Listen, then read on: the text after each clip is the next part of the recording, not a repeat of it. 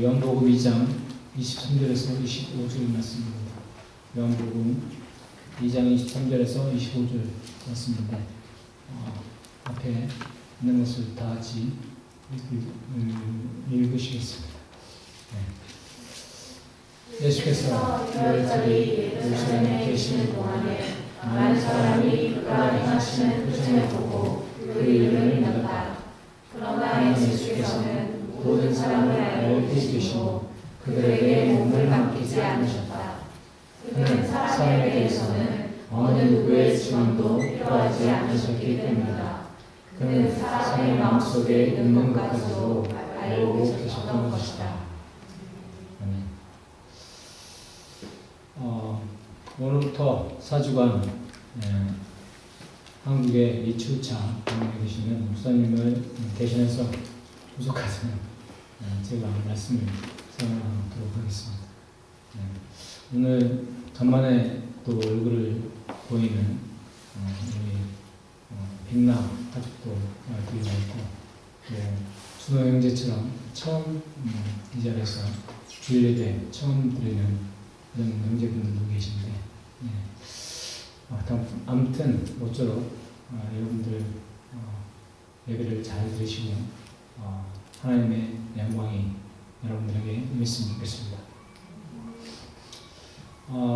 이 자리를 빨리 다시 한국에서 돌아와서 집시라고 목사님께 인사를 제가 드리도록 하겠습니다. 오늘은 얼마 전에 페이퍼를 통해서 읽은 이야기로 시작을 했다 합니다. 한 부부가 주유소에 기름을 넣으려고 갔습니다. 그 주유소의 직원은 기름을 넣으면서 차의 앞유리를 열심히 닦아줬죠. 그런데 차의 앞유리를 닦는 것이 캐나다에서 잘하시는 분들은 좀 의아하거나 그랬을 수가 있을 텐데 그래요? 이천인데 차 앞유리를 막 닦아주는 거 여기서도 그런 일이 있습니까?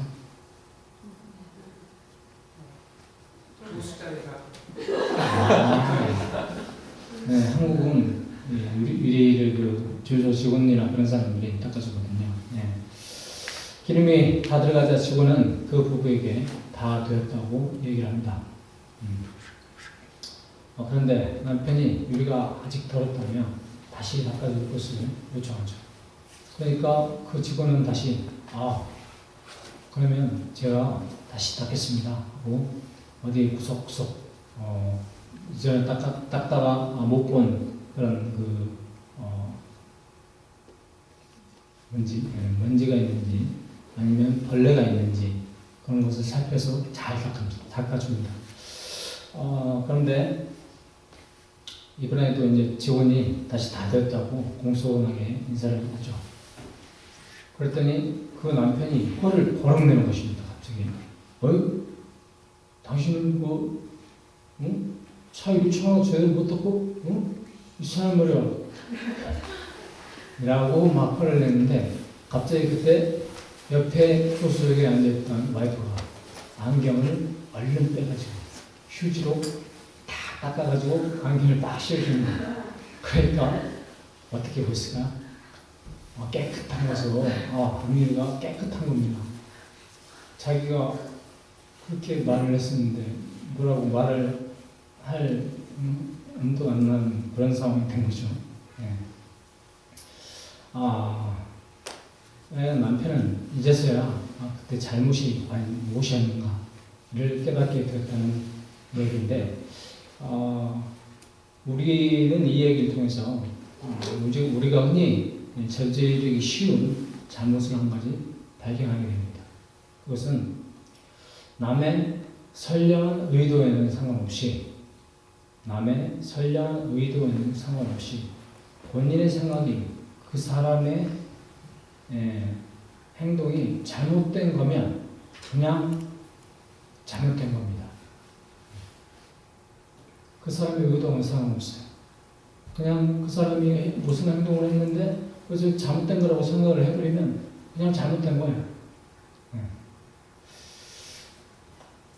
바로 사람을 바라보는 자신의 안경, 즉 고정관념이나 편견 때문에 사람을 그렇게 볼 수도 있다는 얘기입니다.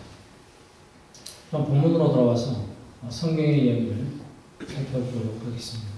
오늘 말씀은 예수님께서 그의 공생애를 시작하시면서 이스라엘의 북쪽 갈릴리 호숫가 근처에 가나라는 마을에서 물을 포도주로 만드는 첫 번째 이적을 행하시고 6월절을 맞아서 여느 이스라엘 사람들처럼 그렇게 예루살렘을 방문하십니다. 그리고 성전을 둘러보시다가 기도하는 아버지의 집이라고 불려할 성전이 장사하는 사람들을 위해서 아주 난장판이 된 것을 보시고 화를 내시죠. 그리고 성전을 싹 뒤집어 엎어버리십니다. 대제사장과 그 무리들에게 그렇게 강한 첫인상을 남기시면서 확실하게 단계를 드신 일을 한 이후에 7일간의 명절 기간 동안에 예루살렘을 계속 머무시면서 말씀과 표적들을 행하신 이후에 펼친 감사합니다.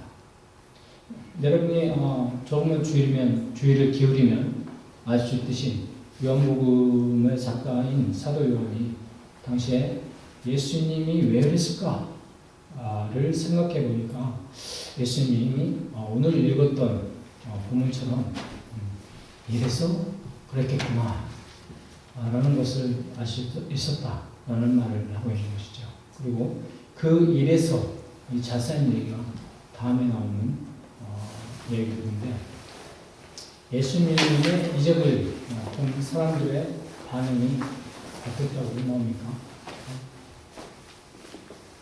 자세한 얘기는 그렇게 쓰여있지 않죠. 그렇게 성경은 자세하지 않습니다. 네. 그런데 다른 곳에서의 이적 기사들의 내용으로 유추해 보는데 안진뱅이를 일으키고 손이 많은 사람, 즉 뇌경색이나 뇌출혈로 인해서 중풍이 걸린 사람들, 그런 사람들의 병을 낫게 하고 너무한 사람들을 보게 하는 등의 이적들을 통해서 예수님의 행한 그런 이적들을 통해서 그런 이적들을 본 유대인들과 이방인들이 다 예수님의 이름을 믿었다 라고 나오죠. 그런데 예수님께서는 그의 몸을 사람들에게 의탁하지 않으셨고 어떤 사람들의 증언도 필요치 않으셨다 라고 나옵니다. 그것은 그가 사람들을 다 아셨고 사람들의 속에 있는 것도 다 아셨기 때문이다. 사람들을 다 아셨고 사람들의 속에 있는 것도 다 아셨기 때문이다. 이것의 이유가 뭘까요? 왜 예수님은 사람들의 마음을 믿지 않으셨을까요? 그것은 하나님 자신이었던 예수님께서 이렇게 피조물을 구하던 사람들의 속성을 너무나도 잘 아셨기 때문입니다. 예수님쯤 되는 분이 표적을 구하던 사람들에게 표적을 보여주는 것이 뭐 그렇게 힘든 일이었겠습니까? 그렇게 생각하는 사람. 그러나 진심으로 병에서 낫기를 바라고 또는 몸에 들린 귀신이 몸에서 나가기를 바랬던 사람들조차 간절함을 가지고 몸이 나음받기를 바랬던 사람들조차도 병이 나은 다음이나 귀신이 나간 다음에 소위 화장실을 갈 때의 마음이랑 올 때의 마음이랑 다르다고 하잖아요. 사람이 간사하게 상황에 따라 달라지는 것을 보여줍니다. 단적인 예로 누가복음 17장에 예수님이 문둥병 걸린 사람 10사람을 고쳐주신 얘기가 나오잖아요. 근데 그런 고쳐준 다음에 다시 와가지고 고맙다는 인사는 누가 했죠? 사마리아 사람 한 사람밖에 하지 않았습니다. 10사람 고쳐줬는데 다 가버리고 사마리아 사람 한 사람은 다시 와서 아유 정말 고맙습니다 스님.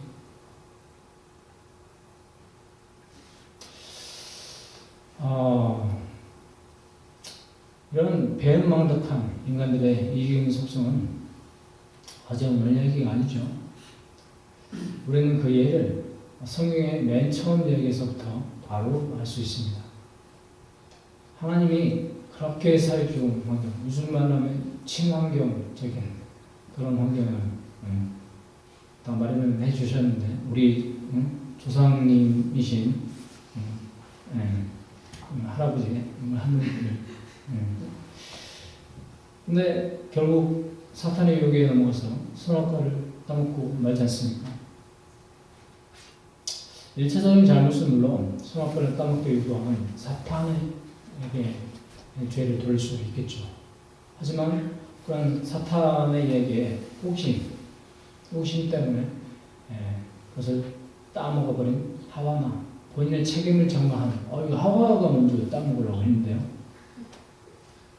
그리고 책임을 전가해버린 아담도 문제가 있는 거죠. 그러니까 하나님이 그들의 이름을 부르며 애타게 찾았을 때, 나무 뒤에 숨어가지고 이렇게 그런 거 아니었습니까? 또 시나이 평지에서 바벨탑을 쌓고 노아의 방주 때 40일간의 비로 싹 쓸어버렸을 때, 그 다음에 하나님께서 이제 노아의 후손 그 중에서 아브라함을 택해가지고 이렇게 복을 주시고 민족을 번성케 하신 다음에 마침내 이제 여차해서 이집트로 흘러가잖아요. 이집트에 흘러가서 거기서 모세를 통해서 딱 구원을 쫙 해주셨는데, 이집트에서의 노예 상태를 구원을 해주셨지만 먹을 것 하나도 없는 광야로 다시 보내는 그 하나님, 그리고 또 광야에서 물론 만나를 통해서 먹을 것 하나도 없는 그런 상태에서도 만나를 통해서 그렇게 먹을 것을 공급을 해주셔서 먹을 것 걱정 하나도 하지 않고 살아갈 수 있는 그런 상황에서도 이 사람들은 불평을 엄청나게 해야죠. 먹고 마실 것이 불평의 첫 번째입니다. 그 사람들은 노릇노릇 구워진 고기와 마늘 한 쪽을 생으로도 먹고 구워서도 먹고 부추에 생선과 오이도 얹어 먹었다. 이집트에서 생활을 그리워하기 시작한다는 거죠. 그토록 영원했던 자유보다도 순간의 탐욕에 눈이 멀고 어렵던 겁니다. 이렇게 하나님의 명령을 안 듣고 기다릴 줄 모르고 자기 멋대로 백성들의 행태는 그 이후에도 사사시대와 왕조시대를 통해 계속됩니다. 그래서 성경은 인간의 마음을 만물의 마음보다 부패하고 심히 더럽고 더러운 것이라고 예레미야서에서 말하고 있습니다. 만물보다 거짓되고 심히 부패한 것, 인간의 마음이다. 그것이. 그런 인간들로서는 도저히 어떻게 해볼 수가 없는 것이 인간의 마음이어서 가만히 내버려두면 썩어 문들주고 악취가 나며 어떻게든 인간을 속여서 이용을 해서 먹기가 아주 일수라는 말입니다.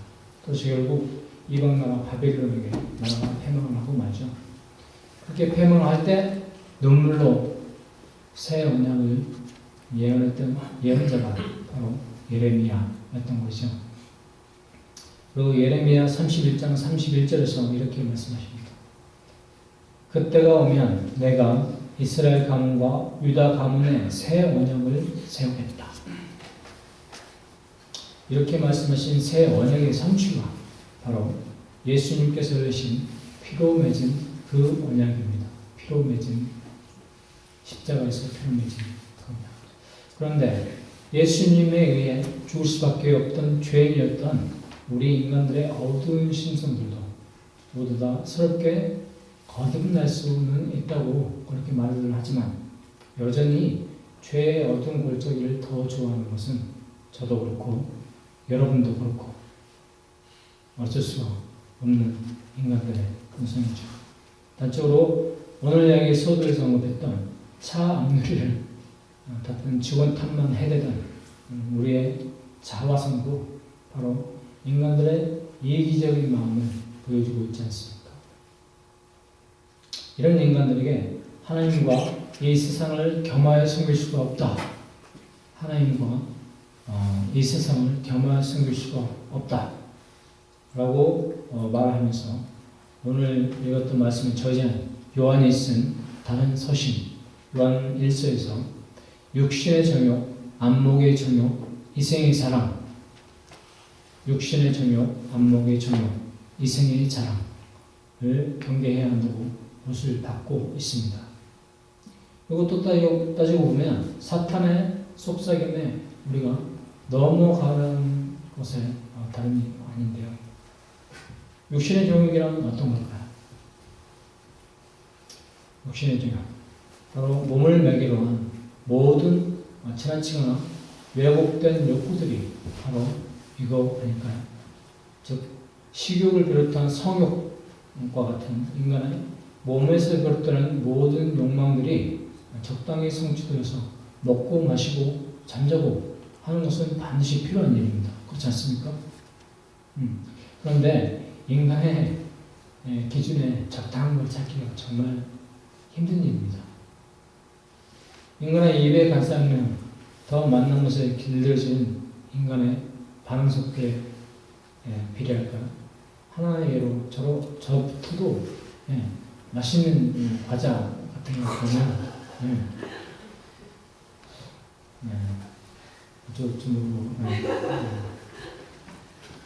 또 섹스는 어떻습니까?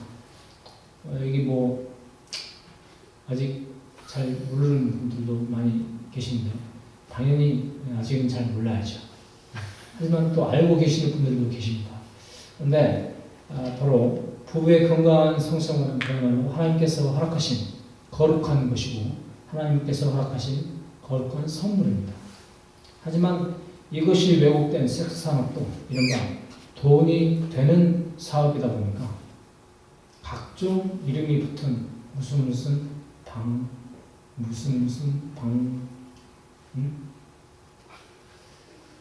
지천으로 까는 것이 현실이죠. 또 MT는 못 가더라도 모텔은 가봐야 한다. 이 땅에 젊은 놈들의 성의식도 문제이지 다만 몸이 원하는 대로만 아무리 보도 마셔도 채우지 않는 갈증을 일으키면 블랙홀 같은 것 같이 쾌락에 탐닉할 뿐이죠. 안목의 정욕은 어떤 걸까요? 안목의 정욕, 바로 남에게 어떻게 보일까를 신경 쓰는 인정의 욕구, 인정의 욕구의 다름 아닙니다. 즉 사람의 만족은 내가 아니라 남이죠. 내가 아니라 남입니다. 그래서 내가 무슨 옷을 입었는지, 얼마나 편하고 얼마나 잘 어울리는지 보다 남의 눈에 보이는 기준이 더 중요하기 때문에 내가 무슨 메이커를 입고 무슨 메이커로 된 그 상품을 내가 바르고 또 무슨 메이커를 신고 메고 다니는지가 굉장히 중요하다는 겁니다. 왜냐하면 이미지 메이킹 시대에 메이킹 되는 것은 나의 이런 빈 껍데기를 넘어서 나의 가면, 즉 내가 연출하는 나의 또 다른 나이기 때문이고 그것이 바로 나의 자아를 구성한다고 믿기 때문이죠. 실제로 그렇게 자아를 구성하는 게 아니라 구성한다고 믿는 겁니다.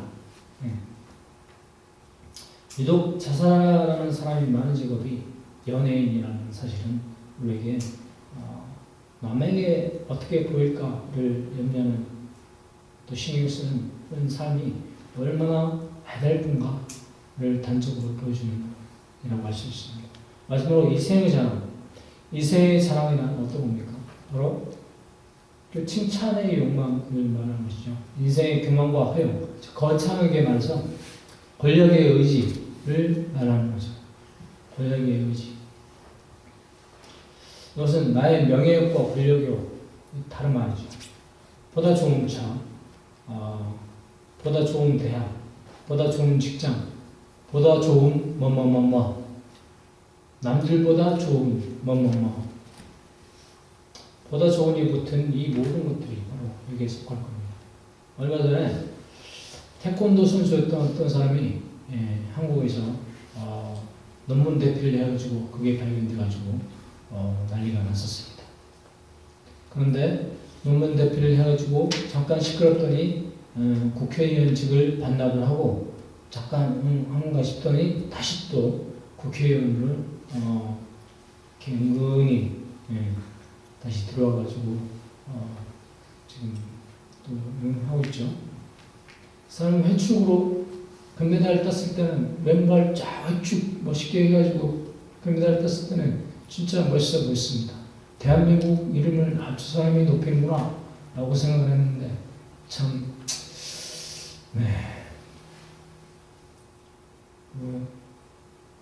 자갈치 하수구에 그 검은 하수 썩은 오염된 냄새가 그 사람의 그런 행위에서 풍기는 것 같아서 마음이 씁쓸합니다. 근데 왜 그런 것을 할까요? 그것도 다 이 생에서 자랑하고 뻐기고 싶어가지고 권력욕에 사로잡혀서 그렇게 하는 것입니다. 근데 이 세상에서 말하는 것들이 어디서 많이 들어본 말 같지 않습니까?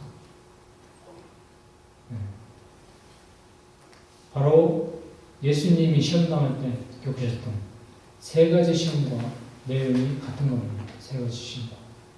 예수님이 세상을 앞에 두고 사탄과 맞짱을 딱 떴을 때 제일 먼저 이기고 나가셔야 했던 그것이 바로 무엇일까요?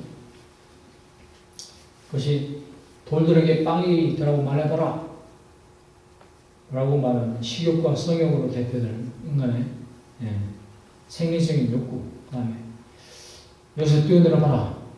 이거 뛰어내리면 하나님이 천사들한테 말해가지고 널 다 맞춰줄 거야 라고 말한 인정의 욕구.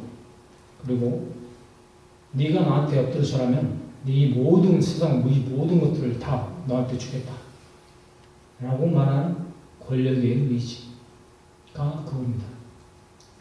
사탄이 원하는 이런 모든 것들을 그런데 이기는 것이 있었습니다. 뭘까요? 여러분들이 바로 잘 아시는 하나님의 말씀입니다. 하나님의 말씀. 하나님의 말씀이 뭐라고 했던가요? 예수님이 바로 하나님의 말씀이시다 라고 요한복음 1장에 나오지 않습니까? 그런데 예수님이 말하시는 하나님의 말씀의 핵심이 뭘까요?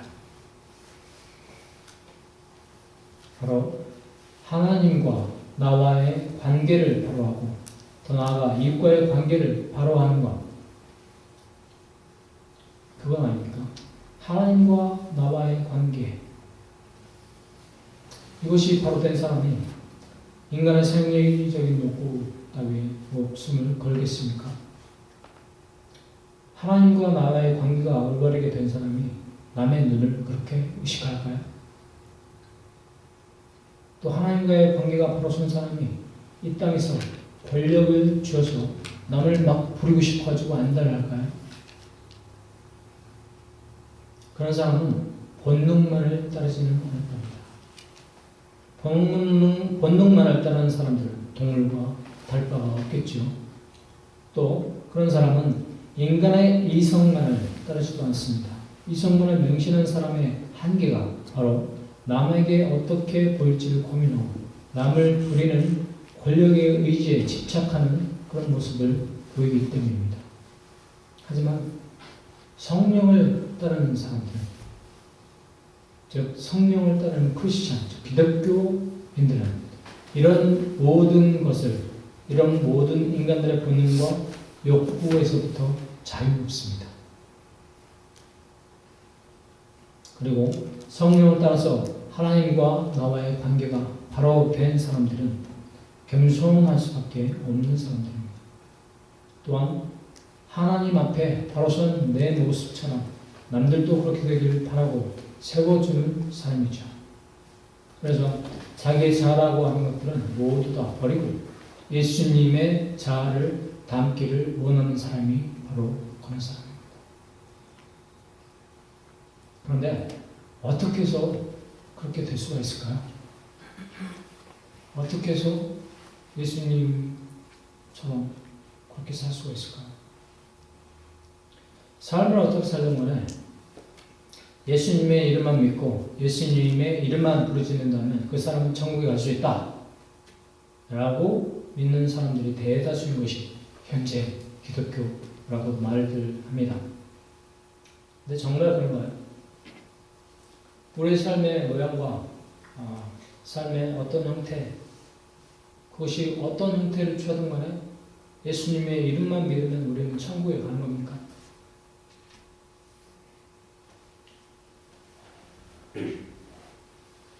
만약에 대다수의 기독교인들이 그렇게 믿는 것처럼 주중에 열심히 죄 짓는 생활을 하고 주일에 교회 가서 하나님 앞에서 예수님의 이름을 부르고 얘기하면 모든 죄가 용서되어지고 홀가분하게 다시 세상에 나가서 죄를 또 열심히 짓고 그런 생활을 반복하는 것이 기독교의 가르침이라면 정말 그런 식으로 사는 것도 나쁘지는 않겠습니다. 안타깝게도 우리가 성경으로부터 읽어서 배운 가르침은 그런 것과는 많이 다르지 않습니까? 일례로 야고보서 2장 26절에는 영혼 없는 몸이 죽은 것 같이 행함이 없는 믿음은 어떤 것이 죽은 믿음입니다. 그리고 마태복음 7장 21절에도 나더러 주여 주여 하는 자마다 다 천국에 들어갈 것이 아니요 나더러 주여 주여라고 이름을 부르는 자마다 다 천국에 들어갈 것이 아니요 다만 하늘에 계신 내 아버지의 뜻대로 행하는 자야만이 천국에 들어갈 것이다 라고 말을 하고 있습니다. 그럼 우리는 어떻게 해야 예수님께서 계시해 주신 아버지의 뜻을 알 수가 있는 걸까요? 바로 인격적인 만남이 전제가 되지 않는 관계란 허구, 즉 가짜란 말이며 예수님께서 내 아버지요, 내 어머니요, 내 형제요, 자매요, 내 스승과 친구처럼 그렇게 가까운 분으로 인식이 될 때 그때 벌써 우리 삶도 바라서게 되는 것입니다. 우리가 사랑하는 그렇게 가까운 사람이 상처받는 일을 우리가 하겠습니까? 우리가 그렇게 사랑하는 사람이 상처받는 일을 우리가 할까요? 그렇게 아끼는 사람이 슬퍼하는 일을 우리가 하겠습니까? 그렇게 사랑하는 사람이 좋아하는 일만을 찾아서 해야 진정한 예수의 사랑이라고 말할 수가 있을 겁니다. 그런 의미에서 오늘 불렀던 곡 중에 주의 옷자락 만지며 라는 노래의 가사가 특별히 가슴에 와 닿습니다. 주발 앞에 무릎 꿇고 그 사랑이 나온 게 어떤 말도 걷던 소리도 그 발 앞에서 잠잠해지네. 주 나의 사랑 그 발 앞에 앉아 내 모든 기도는 사랑의 노래가 되네. 주의 옷자락 만지며 주의 두 발을 씻기며 주님 그 발에 입 맞추며 나의 왕관을 놓으리. 나의 왕관을 놓으리. 주님과 나와의 인격적인 관계는 주발 앞에 무릎 꿇고 안길 수 있는 관계에서 벌써 다 말하고 있습니다. 마레처럼 우리도 우리의 잘못에 대한 용서를 빌고 주님께서 슬퍼하시는 일을 다시는 하지 않겠노라고 맹세를 하고 육신의 정욕, 안목의 정욕, 이생의 사랑, 즉 탐욕과 인정의 욕구 그리고 권력의 의지 이런 것들을 완전히 놓고 오직 사랑하는 주님이 원하시는 것만을 우리의 최우선 목표로 삼고 나갈 때 바로 진정한 주님의 자녀로 주님의 친구요, 주님의 연인이요, 주님의 제자로 보내실 수 있을 것입니다. 저를 비롯한 우리가 한 주간만이라도 주님과의 관계를 바로 해서 사랑하는 주님으로부터 다들 사랑받는 주님의 자녀들, 제자들, 친구들, 연인들 다 되시기를 주님의 이름으로 축원합니다. 기도하시겠습니다. 하나님 감사합니다. 오늘은 예수님이 우리 인간들을 보시는 수밖에 없는 우리들의 악하고 게으르고 미련하며 더럽고 부패한 영혼의 본성을 봤습니다.